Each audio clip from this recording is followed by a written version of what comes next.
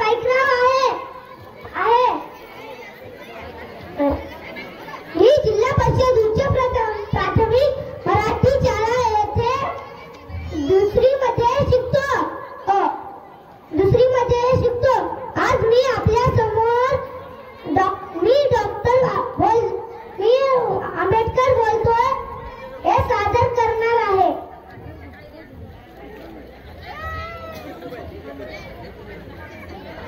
ओळखलत का मला? मी भीमराव आहे, भीमराव रामजी आंबेडकर।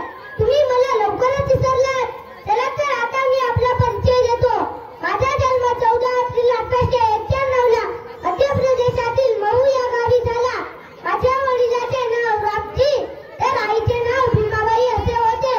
पण मित्रांनो, मी 5 वर्षाचा असताना माझी आई भीमाबाईचे निधन झाले। त्यामुळे मी आईविना पोरका झालो। माझे सुरुवातीचे शिक्षण सातारा व नंतरचे शिक्षण मुंबई येथे झाले। या शिक्षणाच्या काळात मला जातीयतेचे चटके बसावे लागले। मला वर्गात बसण्याची परवानगी नव्हती। वर्गाबाहेर बसून मी पुन्हा शिक्षण घेतले। मला शाळेतील पाणी पिण्याच्या भांड्याला स्पर्श करण्याची परवानगी नव्हती।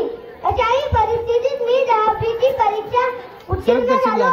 माझ्या समाजाकडून सत्कार करण्याचं ठरवलं।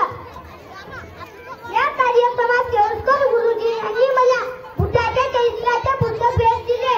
उच्च शिक्षण घेण्यासाठी सयाजीराव गायकवाड यांनी मला आर्थिक मदत केली। त्यांच्या सहकार्यामुळे मी इंग्लंडला जाऊन उच्च शिक्षण पूर्ण केले। उच्च शिक्षण झाल्यानंतर स्वतःला समाजसेवेला वाहून घेतलं। देशासक्त प्रबुद्ध भारत व लोकनायक अशी वृत्तपत्र सुरू केली। लोकांना शिका, संघटित व्हा आणि संघर्ष करा असे संदेश दिला।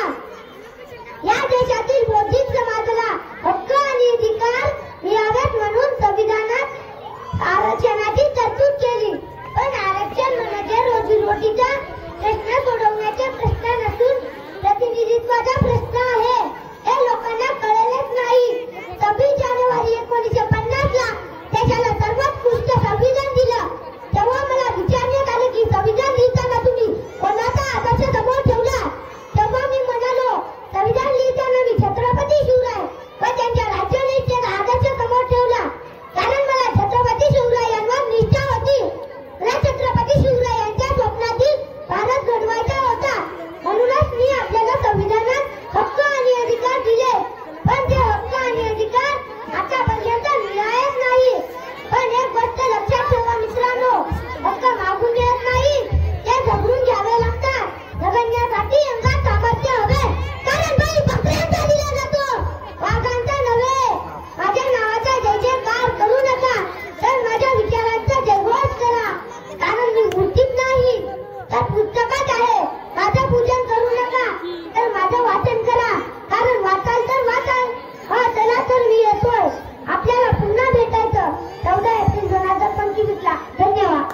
खूप छान, सर्वांनी तयार व्हायचं। बघा मंडळी, येता 2री मधला विद्यार्थी कमाल झाली राव।